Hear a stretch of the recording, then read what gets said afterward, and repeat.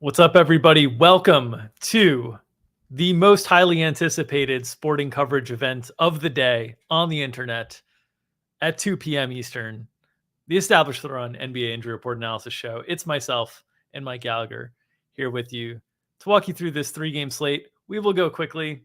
There's apparently some soccer game that people want to watch and get to, myself included. So we will go quickly through the slate. Mike, how are you doing on this fine Tuesday?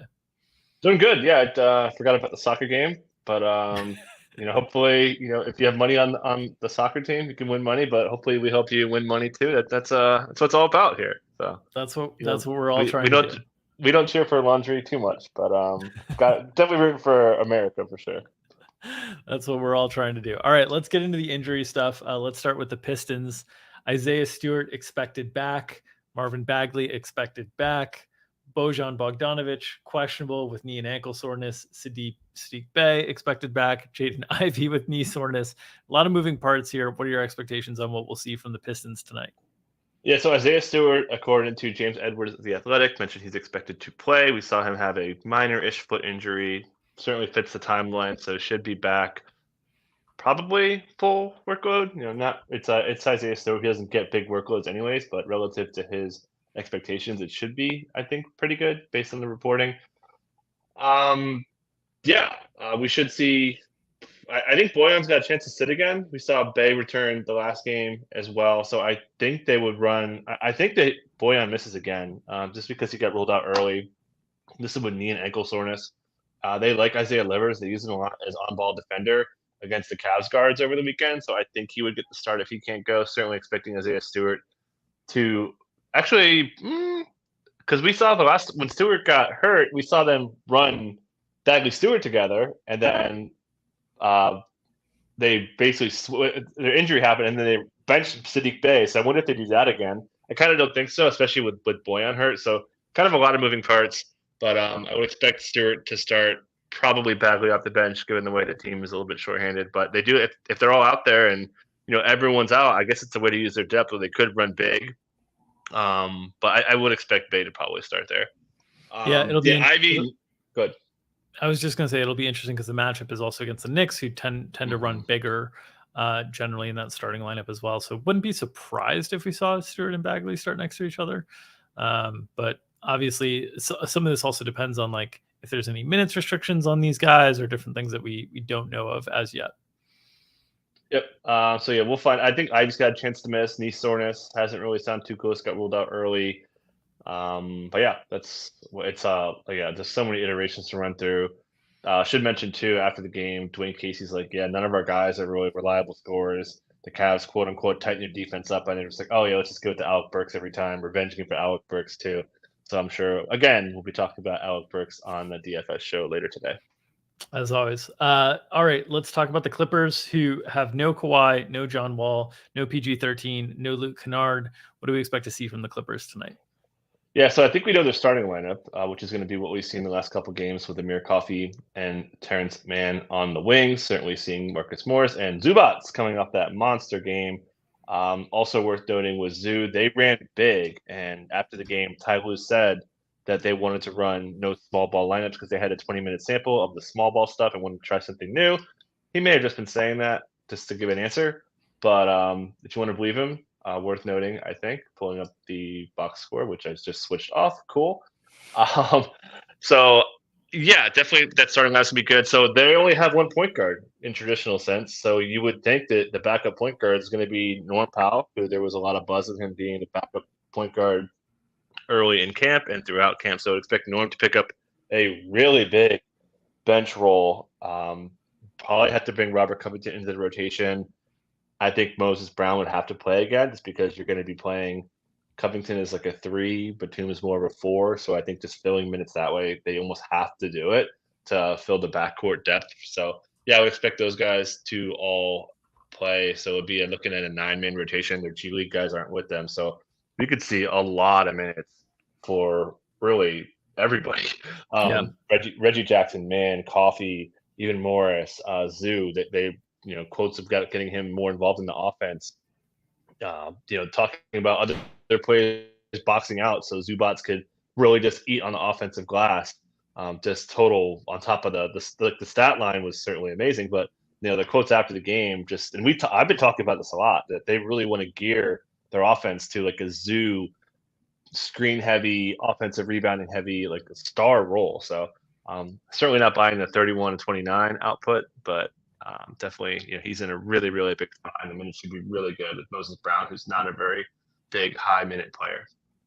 Yeah, we've had these Lou quotes for a while, and this was the first time that we really saw the Zubats have a really, really big game. It was in a favorable matchup as well, especially once they got Miles Turner in foul trouble early in the game. It was just a totally different situation for the Clips. Let's move on to questionables on the slate. You've got Emmanuel Quickley as the one notable questionable, Mark. Obviously, the Knicks have a ton of depth, and Quickley's minutes have come down a little bit since they've gone back to this 10-man rotation to have Quentin Grimes in the rotation. It's just they're trying to squeeze so many bodies in. What are your thoughts on Quickley's availability tonight? And if he was to miss, how that would open up playing time? Would it be Derrick Rose that would benefit? Would it be Cam Reddish? Who would benefit in the scenario that Quickley was unable to go? I don't think Rose would benefit too much. He actually mentioned McBride. Thibodeau did after the game, so I wouldn't be surprised if he picks up a couple minutes. They seem to like that dual point guard lineup, but certainly they want to play Cam Reddish and they want to play Quentin Grimes. As I mentioned, Rose and Brunson will cover all those point guard minutes, and then I think it'll be those guys filling in a little bit with bigger wings. We've seen RJ Barrett play plenty of two, Grimes play plenty of two, so it certainly fits to cover those minutes there. Quickly, got ruled out back to back. I think that's a big factor here. We've seen the trade rumors as well, so I think he's a little bit unlikely, but very little to go on besides just the context of when he got ruled out in the last game. No comments from Tibbs after the game on the IQ injury, and then just sitting him out on the front end makes way too much sense. So we'll probably see maybe a little bit more top end. Detroit, not the best rebounding team, and a little bit more, and then having that second unit taking away that second unit piece makes the second unit weaker, which in contrast makes the first unit better. So There's a chance that Thibodeau runs that first unit a little bit longer here if he doesn't have a strong grasp of that second unit. But this team should produce, and I was surprised to see the spread is only 4.5 for the Knicks against this Pistons team. They could be really, really gutted if a lot of guys are missing in the backcourt. Yeah, all these teams playing today, with the exception of Dallas and Golden State, basically have like 4+ guys out listed on the injury report. So it is a day where teams are a little bit thinner. Let's talk about one of the teams that is not as thin, Dallas. They only have 2 G League guys listed on the injury report as out, but there is a potential lineup change here that could shake things up. What are your thoughts on how Dallas is going to approach things? Yeah, so we should note injury-wise, not an injury, but Kemba Walker not expected to play. He basically took pop out, which never made any sense. But we saw Jason Kidd finally go to Christian Wood starting the second half over Dwight Powell. Just to dig into this a little bit, I think there's a chance that he starts, and there's a lot of iterations that this can go through. I think they don't like him and Spencer Dinwiddie together. We haven't really seen Kidd run the Luka, Spencer Dinwiddie, Wood stuff together, and they just had bad chemistry, I think, just with their pick and roll game, which Spencer's been pretty good at that, but for some reason, those two guys don't have very good dynamics. So I could see Spencer Dinwiddie, who hasn't really shot the ball too well overall, hasn't really busted out despite being given such a big role. They've had major shooting issues. Tim Hardaway Jr., they're trying to find somebody to shoot. Dorian Finney-Smith lost his shot. Kleber's been iffy. Reggie Bullock struggled. So I think putting more shooting in the first unit in the former Christian Wood makes sense. Kidd said after the game that, hey, at least we outscored them in the third quarter. So, who cares how many points you're giving up as long as you're scoring more on the other end. So I think I think it makes sense to start Maxi Kleber and Wood together. They've kind of been tethered. So that could mean, and this is a bit galaxy brain, but it could Luka, Reggie Bullock, who rested the last game for rest, he's back, should mention that. Dorian Finney-Smith, Powell, and then Wood. I'm sorry, Maxi Kleber and Wood, not Dwight Powell. So, a lot of moving parts here. Kidd he jokes around after pressures all the time, and he wasn't really doing that in the last game. So I think he's ready to make a change. Should note though, and I wonder if he picks this up because Luka, we've seen his usage tick down a little bit. His matchups have been really bad. Drew Holiday locked him up, as far as you could lock up someone in Luka, and then OG just took him out of the game, kept his usage extremely low. So I'm curious to see if the coaching staff picks that up. Okay, he ran into some bad matchups. Let's keep running it out there with what we've been doing. But this team's not playing well. They're 9-10. Their schedule hasn't been too hard. So I wouldn't be surprised against the Warriors too, where you don't need the rim protection as much, right? So, Maxi Kleba, we've seen his minutes get elevated in these kind of pace-up games. So I think Maxi Kleba definitely could benefit, and I think that they want to start Wood here. They've been off for a couple of days. I think it's kind of the right time to do it. Yeah, the note you had about the matchups there is one thing that I was going to highlight. I was also going to highlight, like, of all the spots to do it, I don't know if Golden State is exactly the spot. Golden State has been very vulnerable on the interior this year, but their second unit especially has been super, super vulnerable defensively. And Golden State doesn't have the same caliber as one-on-one defender. Wiggins is going to be that guy, but he's not OG. He's not Drew. So they might not need the release valve as much, but that's clearly what's happening here. Is the issue is essentially that Dallas is not getting is putting too much offensive responsibility on Luka Doncic, and they need to diversify that offense a little bit because they're not getting shot making from Dorian Finney-Smith and Reggie Bullock, and that's really been the whole problem for them. Is that those guys are great defenders, and it keys in what has been a good defense for them. But if they're not making shots, the whole offense is Luka, and they're at times during the season they're gonna need to tinker and adjust. Okay, that's really it from an injury perspective on this 3-game slate. Anything else you wanted to cover before we get out of here and on to the soccer?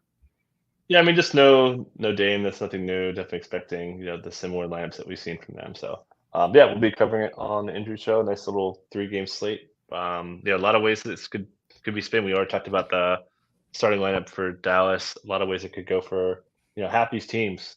So it should be pretty fun to break down later. Yeah, myself and Mike Gallagher will be behind the paywall at 5:00 Eastern today. As a reminder to support the people who support us, this show is brought to you by the good folks over at Underdog Fantasy. They have daily NBA snake drafts running for money, in addition to many formats of NFL contests still running for huge cash prizes. If you're playing NBA Pick'em, it's in-season subscribers can use our ETR projections table to compare.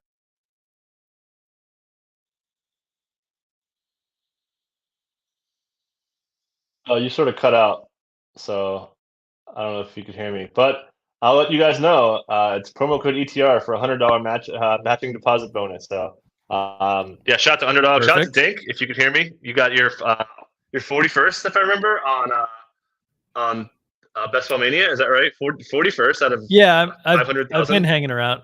Been hanging around the top 50 for a little while here, but probably not going to make a run. Who's on it? Who's on the teams? I posted it on Twitter. It's a cool. Holmes like quadruple stack. But yeah, check out the folks over at Underdog. $100 deposit bonus with promo code ETR. And as always, if you'd like to support us, you can support us either through paid subscriptions at establishedrun.com, where we've got props and in-season DFS packages available, or you can support us through the goodness of your clicks here on Giving Tuesday. Give us those clicks. Subscribe to the YouTube channel here, get notifications whenever we go live. And of course, hit that like button, smash it, press it, hold it gently, press it firmly, however you'd like to help circulate it and feed that algorithm.